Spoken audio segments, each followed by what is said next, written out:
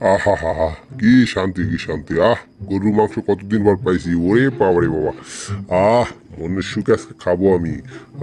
গরুর মাংস আমার প্রিয় খাবার। হ্যাঁ, আরে আরে, কে ওটা রে? আরে আরে, আরে এটা তো আমার ছোটবেলার বন্ধু কুদ্দুস। আরে বুলডগ, কি অবস্থা, কেমন আছো তুমি? এই তো কুদ্দুস, আমি অনেক ভালো আছি। আমরা দুজন ছোটবেলার সেই ছোট্টকালের বন্ধু। কি অবস্থা বুলডগ তোমার? হ্যাঁ, কুদ্দুস তুমি কেমন আছো?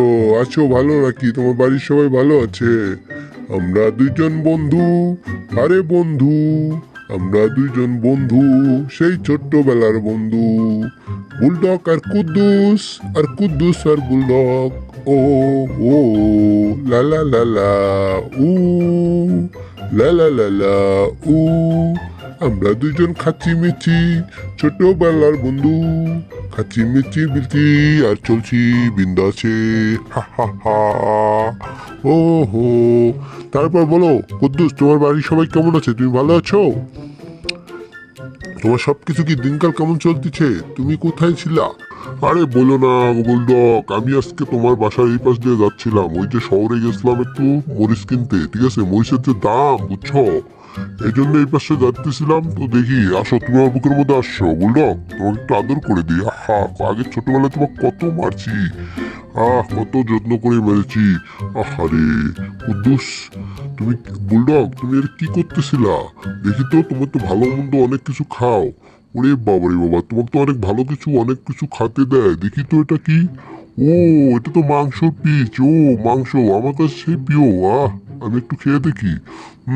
এই নাও, তুমি এটা খাও। কত সুন্দর পরে, কত সুন্দর করে আমাকে খাওয়াইলা, অনেক ভালো লাগলো আমার। অনেকদিন পর মাংস খেলাম আমি, সেই মজা লাগলো। দেখি তো তোমার ঘরটাও তো অনেক সুন্দর।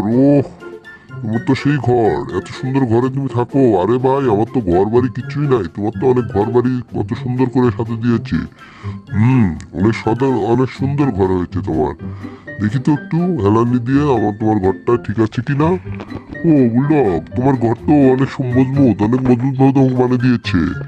আমি যে হেলানি দিয়েছি তারপরেও ভাঙতেছে না। আরে বাবরে বাবা, আমি তো ফুটপাতে থেকে থেকে আমার জীবনটা তেনা তেনা হয়ে গেল। দেখো না, ওদের পুরে আমি আজকে কালা কুটকুটে হয়ে গেছি।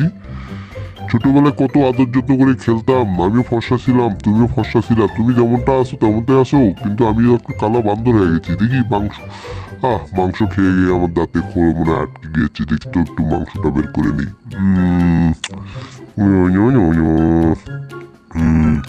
আরে আরে আরে, শালার কদ্দু সেটা কি করলো? আমার খাবারটা খেয়ে ফেললো।